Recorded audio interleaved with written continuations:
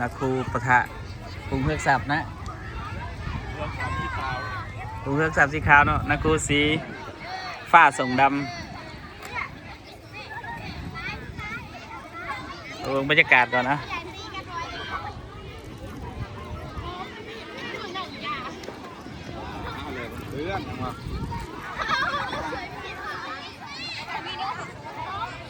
ไม่น้อยสองคนหยอกกันเลย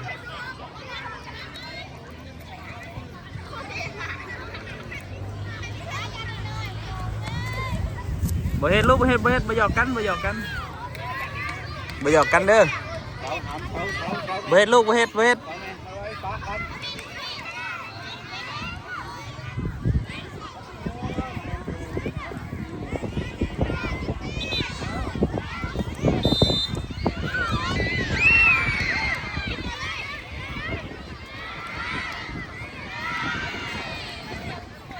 ใครเดี๋ยวก็ต้องเจอเรือพี่นุกกระเดินกันบักกี้ดื้อนะ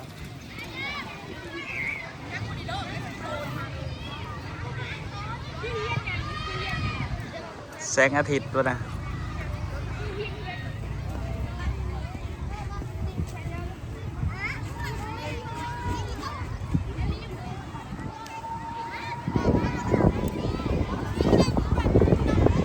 ก็ได้ดินสิล่อ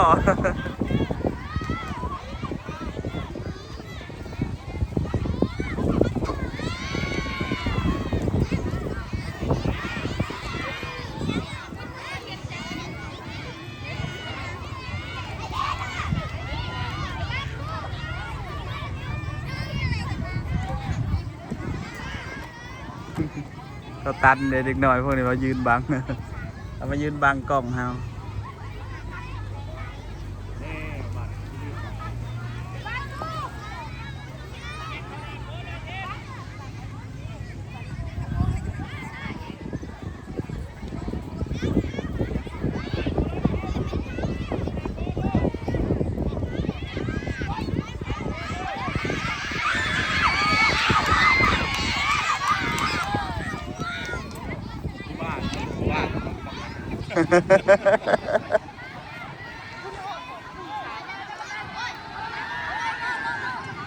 บ่ลง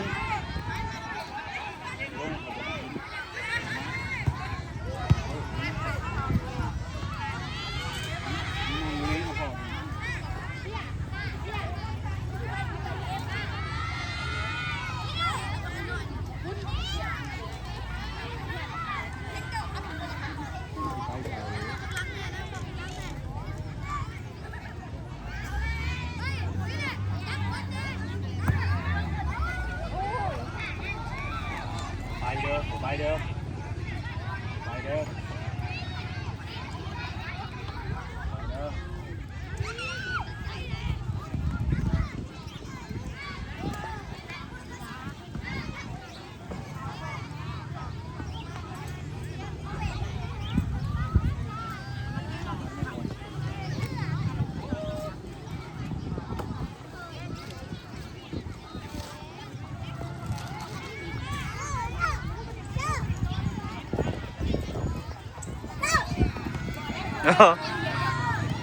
งัวกับพองัวเลย